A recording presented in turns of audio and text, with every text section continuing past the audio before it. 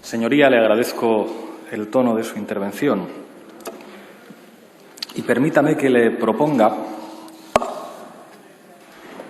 usted dice que es liberal, que escuche mi intervención con espíritu liberal, porque creo que puede estar usted de acuerdo en muchas cosas conmigo. Le agradezco enormemente que me dé la oportunidad de reflexionar en sede parlamentaria, en esta tribuna, de algo enormemente importante sobre lo que casi nunca se reflexiona en la sede de la soberanía popular: el poder mediático y el papel del poder mediático en la democracia. No es habitual que se debata en esta Cámara y, en general, no es habitual que se debata en los espacios más relevantes de discusión política cuál es el papel de los medios de comunicación en la conformación de sociedades democráticas. Es, de hecho, un tema tabú. Un tema tabú del que parece que está prohibido hablar, y creo que eso es el síntoma de una carencia de nuestra democracia que es necesario superar. Normalidad democrática es también, señoría, que se pueda hablar de todos los actores que tienen un papel relevante en el desarrollo de la política. Por lo tanto, creo que efectivamente es muy positivo que ustedes nos den la oportunidad de hablar hoy aquí de los poderes mediáticos. Y me va a permitir que haga algunas reflexiones sobre el rol que están jugando los poderes mediáticos en España con nuestra democracia. Es evidente que hay algo que todo el mundo entiende, y es que el poder mediático tiene un papel determinante en el desarrollo de los procesos democráticos en nuestra época. Siempre ha sido así, pero en sociedades tan mediatizadas como las que vivimos, pues todavía mucho más. Y no digamos ya en un contexto de pandemia y de restricciones de las reuniones físicas como el que estamos viviendo. Le doy un dato. En los meses de marzo y abril de 2020, durante el confinamiento, se registró el récord histórico de consumo de televisión en España. ¿Cómo no va a ser eso un asunto de reflexión política por parte de los representantes de la ciudadanía? Esa influencia determinante de los poderes mediáticos en la opinión pública y en la democracia se expresa en muchos sentidos. Los poderes mediáticos, en buena medida, deciden las agendas, los temas de los que se habla y los temas de los que no se habla. Deciden qué voces y qué opiniones puede escuchar la ciudadanía y cuáles no. Aquí, al fin y al cabo, las voces que se oyen las deciden los ciudadanos. En los poderes mediáticos no necesariamente así. Deciden incluso, a través de los vínculos que tienen enormes con la industria audiovisual y editorial, buena parte de las películas que se ruedan, las series que se ruedan e incluso los libros que se publican. Es decir, deciden buena parte de todo lo que se puede ver, oír y leer en este país. Y le propongo un ejercicio muy sencillo, que lo puede hacer cualquiera de ustedes o cualquier ciudadano que nos esté escuchando desde su teléfono móvil, que es estudiar, mirar cómo los poderes mediáticos determinan la agenda entrando simplemente a la web de un periódico y haciendo una búsqueda por palabras. Se puede comprobar cuántas veces se mencionan determinados asuntos y cuántas veces no se mencionan otros. Yo he hecho el ejercicio para preparar la respuesta a su interpelación en la web del diario El Mundo y los resultados son muy llamativos. La palabra Venezuela tiene 17.376 resultados. ¿Sabe cuántos resultados tiene la palabra desahucios? 1.668 resultados. Y la palabra puertas giratorias, dos palabras, 486 resultados. Y esto no solamente sucede en los digitales, esto también ocurre en las televisiones e incluso en la televisión pública. Le doy algunos datos de la plataforma Cibio sobre cuántas veces se han mencionado determinadas palabras en los telediarios de Televisión Española desde 2014 hasta hoy. Venezuela, 3.663 veces. Maduro, 2.717. ETA, 2.433. Desahucios, 244. Lezo, 153. Puertas giratorias, 21. Impresiona, ¿verdad? Creo que cualquier persona que escuche estos datos puede comprender la enorme capacidad que tienen los poderes mediáticos para definir de qué se habla y de qué no se habla. Y creo que digo algo evidente cuando afirmo que una de las causas principales del auge de la extrema derecha no es lo que han hecho los partidos políticos, es la normalización de las agendas de la extrema derecha en los poderes mediáticos. Si se habla de determinados temas, claro que se pone la pista de aterrizaje para que determinadas fuerzas políticas tengan éxito. Por otro lado, los poderes mediáticos han tenido históricamente y siguen teniendo una capacidad enorme para ejercer presiones sobre los actores políticos. ¿Sabe quién dijo esto de manera clarísima en televisión, en directo? El presidente del Gobierno. Pedro Sánchez, en una entrevista memorable en el programa de Jordi Évole Salvados, dijo que determinados poderes mediáticos, y mencionó el presidente del Gobierno al Grupo Prisa, le habían presionado en 2016 para que no llegara a un acuerdo con nosotros. Es impresionante. Un periódico, una empresa de comunicación con la radio más escuchada del país, diciéndole al candidato socialista: como se te ocurra llegar a un acuerdo con Podemos, te vamos a dar pero bien. Y Pedro Sánchez lo contó en televisión en directo. Creo que usted reconocerá conmigo el enorme poder para tutelar las democracias que tienen los poderes mediáticos y que eso al menos merece una discusión y una reflexión en la sede de la soberanía popular. Señoría, el poder mediático es un poder real, es el cuarto poder, la gente lo reconoce. Pero ¿sabe cuál es la diferencia del poder mediático con respecto al poder ejecutivo, al poder legislativo y al poder judicial? Que no hay ningún elemento de control democrático. Al fin y al cabo, usted y yo nos sentamos aquí porque nos han votado millones de ciudadanos. Al fin y al cabo, la manera en la que se elige un gobierno, o incluso cómo desde la soberanía popular, con mecanismos llenos de defectos y llenos de problemas, se condicionan los órganos de gobierno del Poder Judicial, al menos hay una suerte de fundamento democrático. Pero ¿cuáles son los dispositivos de control de la ciudadanía sobre un poder tan inmenso?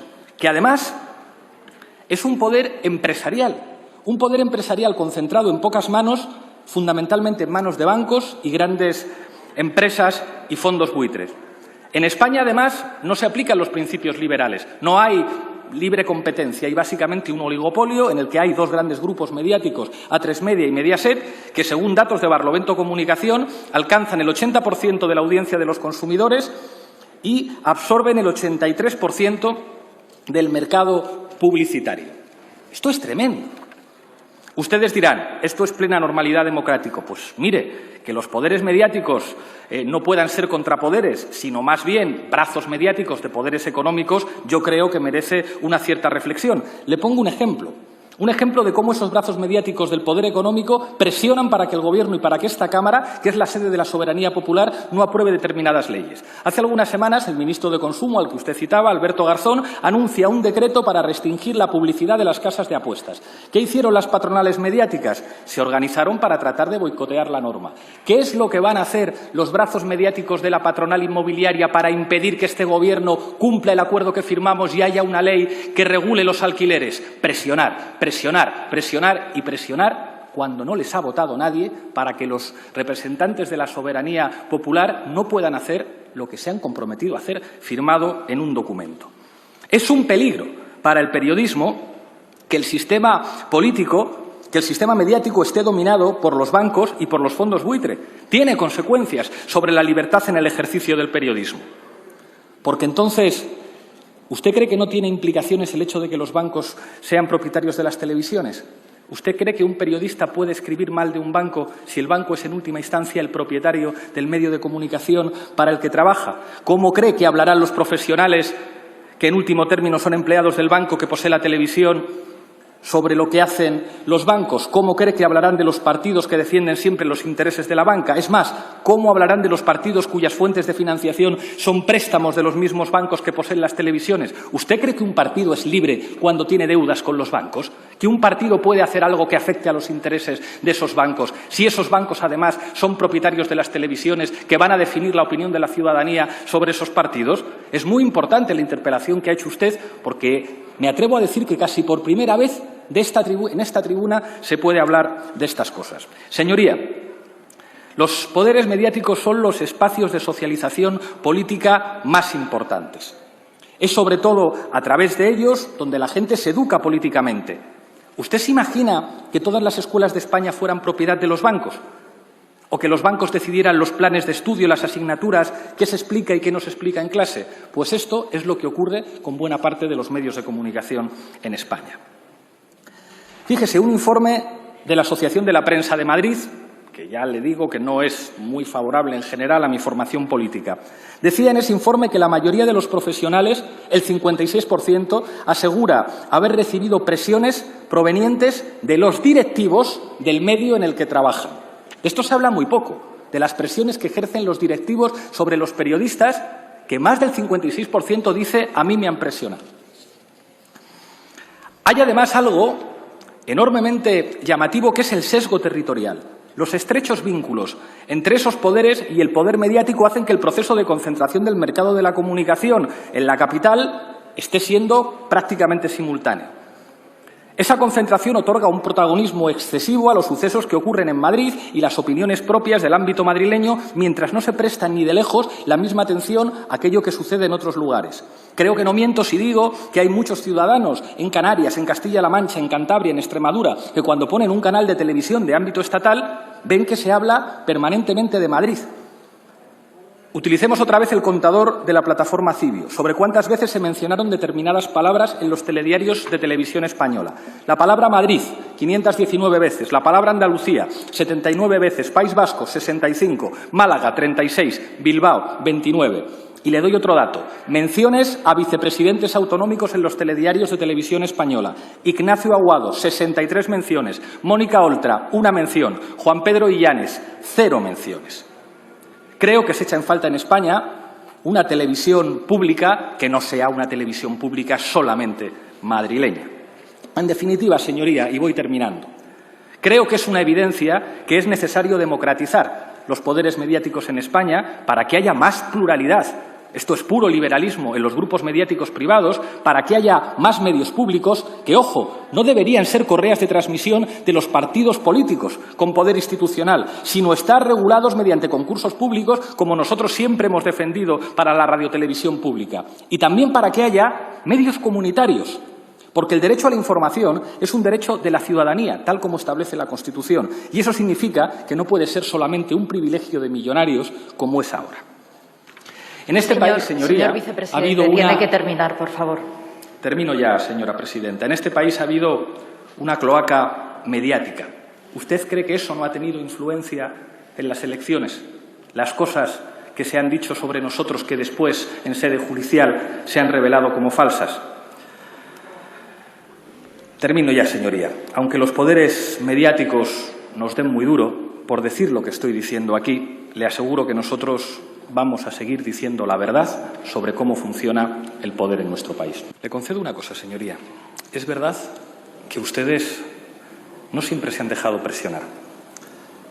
Y prueba de ella es lo que los pasó. Hubo un banquero que dijo: hace falta un Podemos de derechas, un Podemos de los bancos. Y se ha dicho que su formación política fue mimada por los medios de comunicación durante mucho tiempo. ¿Sabe cuándo eso cambió? Cuando Albert Rivera no aceptó presiones para llegar a un acuerdo con Pedro Sánchez y evitar que Podemos entrara dentro del Gobierno. Pregúntele usted a Albert Rivera si cambió su relación con los poderes económicos y con sus brazos mediáticos cuando no hizo lo que le dijeron que tenía que hacer. Y hasta qué punto puede ser determinante para la suerte de una formación política la decisión mediática que tomen determinados poderes económicos. Porque ustedes son la mejor prueba de eso, señoría. Usted es liberal, pero no sé si sabe mucho de marketing. Al hablar de la última hora como panfleto, como brazo armado, creo que va a conseguir usted que el número de suscriptores aumente de manera exponencial. Y tengo la sensación de que lo que a usted le molesta de la última hora es que sea un medio que ha fundado alguien que estaba en Podemos. Porque de repente se ha empezado a hablar de la última hora cuando es un digital que funda una persona que estaba en mi partido. Sin embargo, ¿qué opina usted de que Francisco Maruenda, que fue diputado del Partido Popular y jefe de gabinete de Rajoy, sea el director de La Razón? ¿O de que una directora general del Partido Socialista y asesora del presidente Zapatero sea la directora del Plural.com? ¿O de que Juan Tapia, actual director editorial del periódico, fuera asesor del ministro de Economía Miguel Boyer del Partido Socialista? ¿O que Cristina Garmendia, que fue ministra de Ciencia e Innovación con el Gobierno de Zapatero, sea miembro del Consejo de Administración de Mediaset? ¿O que Felipe González se siente en el Consejo Editorial del Grupo Prisa? ¿Sabe cuál es la diferencia? Que en la última hora son de izquierdas. En la última hora escribe un periodista que fue Premio Nacional de Derechos Humanos, que fue durante muchísimos años corresponsal de Televisión Española en muchos países. Se llama José Manuel Martín Meden. Le invitaron a ir a un programa de televisión y hubo un medio de comunicación, El Mundo, que le señaló, diciendo ¿cómo pueden invitar a este personaje a la televisión? A un periodista con una carrera intachable, con premios, una referencia internacional. ¿Cuál es el problema de este periodista? Que es de izquierdas. Que es de izquierdas, porque en este país ser un periodista y ser de izquierdas sale caro. Te echan de algunas tertulias, te echan de algunos programas de televisión, sufres presiones por parte de dirigentes políticos y también dirigentes mediáticos, y esto es la verdad. ¿Por qué echaron de la tertulia de la cadena SER a Ignacio Escolar? Porque habló de la vinculación del señor Cebrián con los papeles de Panamá. Así funciona, señoría. Y dice usted, en una ingenuidad que pretende ser liberal, no, los periódicos funcionan si son rentables. Pero ¿cuántos periódicos son rentables en España, señoría, aparte de los deportivos? Hay muy pocos medios de comunicación que sean rentables. Algunos incluso reconocen abiertamente que viven de la publicidad institucional. ¿O cómo se han generado estructuras de poder en determinados territorios? No es rentable, señoría, no es rentable. No es rentable. Por eso, algunos entienden que no hay ningún problema en perder dinero si con eso se puede tener influencia mediática. El problema, uno de los problemas fundamentales de nuestra democracia, es que el poder no se reparta. Porque la democracia, señoría, no solamente son un conjunto de procedimientos, es que el poder esté repartido. Es que no sea una minoría la que goza de todo el poder. Y una sociedad en la que solamente los millonarios pueden tener grandes medios de comunicación es una sociedad limitada democráticamente. Los dueños de los medios de comunicación tienen más poder que usted, que ha sido elegido por la ciudadanía, e incluso tienen más poder que yo, que soy vicepresidente del Gobierno, y usted lo sabe, que usted pinta mucho menos que los dueños de A3 Media o los dueños de Mediaset, e incluso yo, que estoy en el Gobierno. Dígame con el corazón en la mano que eso le parece normalidad democrática, señoría.